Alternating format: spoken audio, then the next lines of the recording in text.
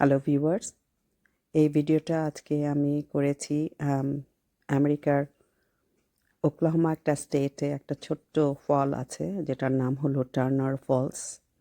So আমি এই Turner ফলসে আজকে এসেছি। টার্নার ফলস একটু বেশ পুরানো একটা ফলস। এখানে ঢুকতে গেলে এক একটা গাড়ি হিসাবে পয়সা দিতে হয় না, টাকা দিতে হয় না।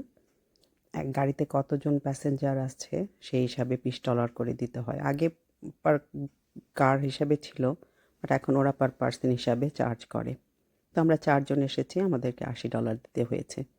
এই যে বাসাটা দেখছেন, এটা হলো একটি পুরানো বাসা, ওরা প্রিজার্ভ করে রেখেছে। এটা ডক্টর কলিন নামে একজন ডাক্তার, উনি অনেক আগে এটা 1930s বিল্ট আপ করেছে ওনার সামার হাউস হিসাবে।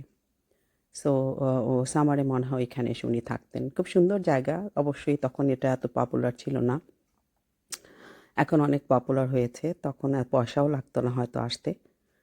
সো এই টার্নার ফলটাতে আমি এখন আপনাদেরকে নিয়ে যাচ্ছি। বেশ সুন্দর একটা জায়গা, ছোটোখাটো একটা জায়গা ওকলাহোমা স্টেটে। ছোটোখাটো এবং বেশ সুন্দর একটা জায়গা, যেখানে একটা সুন্দর ঝর্ণা বয়ে আসছে নিচে, এবং সেই জায়গাটাতে আবার অনেক মানুষ গোসল করতেছে।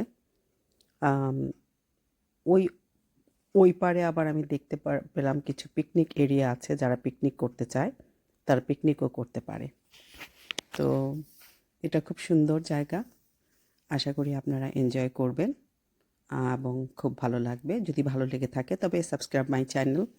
আমি আরও অনেক ভিডিও আপলোড করেছি আমার চ্যানেলে। আমেরিকার 50টা স্টেটের সব জায়গায় আমি যাওয়ার চেষ্টা করছি।